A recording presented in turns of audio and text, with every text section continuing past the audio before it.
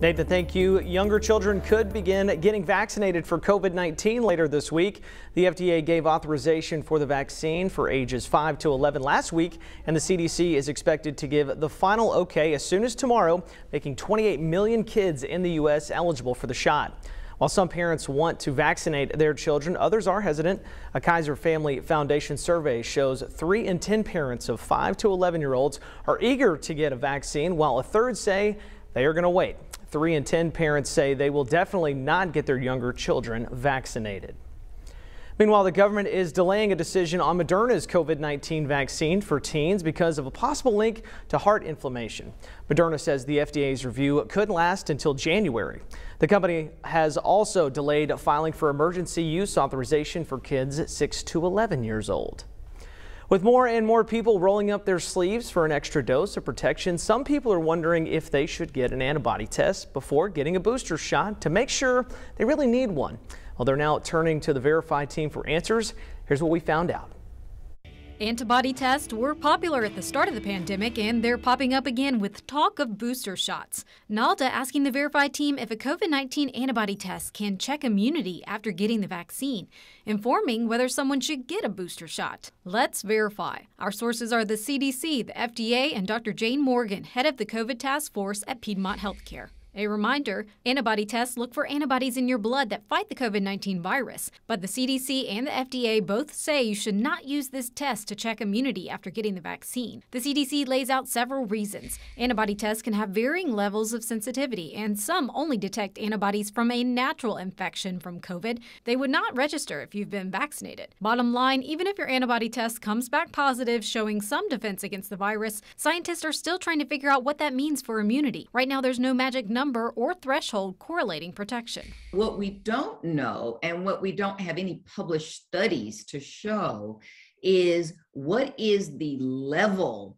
of antibodies needed that actually confers immunity. Dr. Morgan says immunity is also more complex than just antibodies. Cellular immune response also plays a role, and antibody testing does not check for that. These vaccines work not only by antibodies, but by cell-mediated immunity. So these B cells and T cells, that's also incredibly important. So it's multi-layered. And so because of that, we are advising that we not use these tests as guides nor as indicators of what your immunity status could be. So public health experts say no, antibody testing is not recommended to check immunity after getting the vaccine. Experts are still figuring out how antibody results relate to your level of protection. They instead advise following public health guidance when deciding whether you need a booster shot. Let's wrap up our COVID coverage with a look back at the month of October. Over the last 30 days, we saw big drops in all major categories here in Arkansas. Active cases, hospitalizations, and the number of patients relying on a ventilator all dropped by more than 50% since October 1st. Governor Asa Hutchinson called these numbers great, but also reiterated how important the vaccine is to continue this progress. In other news, Supreme Court justices are hearing arguments challenging a Texas law that bans abortions after about 6 weeks of pregnancy. At issue is not the right to an abortion, but the structure of the Texas law that shields it from federal court review. Natalie Brand has the latest from the U.S. Supreme Court.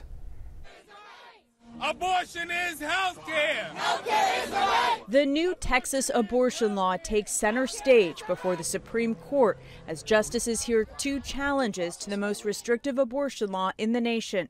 The focus of today's arguments is over who can be sued to challenge the law, not whether Roe v. Wade should be overturned. The Texas legislation bans abortions after a heartbeat is detected, which can be as early as 6 weeks. Instead of state officials enforcing the law, private citizens can file civil lawsuits with penalties of at least $10,000 for anyone violating the law. The justices agreed to hear oral arguments about the legal questions raised by the Texas abortion law on an expedited basis. In September, they rejected an emergency appeal to block the law by a 5-4 vote. Many conservative-leaning states across the country are now passing abortion restrictions. It's part of a deliberate effort to get the issue of abortion before the newly conservative Supreme Court. with 6 conservative justices, including 3 appointed by former President Trump. Mississippi's law will be the first to be argued exactly 1 month from today. That law bans abortions at 15 weeks and is a direct challenge to Roe v. Wade. Natalie Brent, CBS News, Washington. Now, if states are left to decide the issue, you could have different laws on abortion in conservative-leaning states such as Alabama and liberal-leaning states such as New York. In other news, the U.S. is working 24/7 to evacuate more people from Afghanistan. That's according to Secretary of State Antony Blinken. Qatar has played a major role in helping tens of thousands of people flee. Afghanistan is now close to economic collapse after the U.S. withdrew and the Taliban kicked out the American-backed government. In the months since then, the Taliban has already stripped away basic freedoms, including barring most women from going to work and forbidding girls over the age of 12 from going to school. President Joe Biden is in Scotland today for the start of the UN Climate Conference. The U.S. is one of more than 100 countries in attendance negotiating to limit global carbon emissions. The goal to limit global warming to a rise of just 1.5 degrees above pre-industrial era temperatures.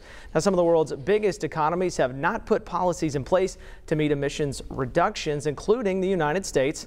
But this morning, President Biden set a goal of net zero emissions economy-wide by 2050.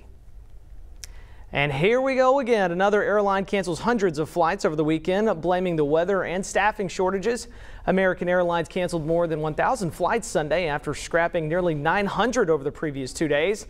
The disruptions were similar to problems suffered in early October by Southwest Airlines, but American says it's expected considerable improvement starting today.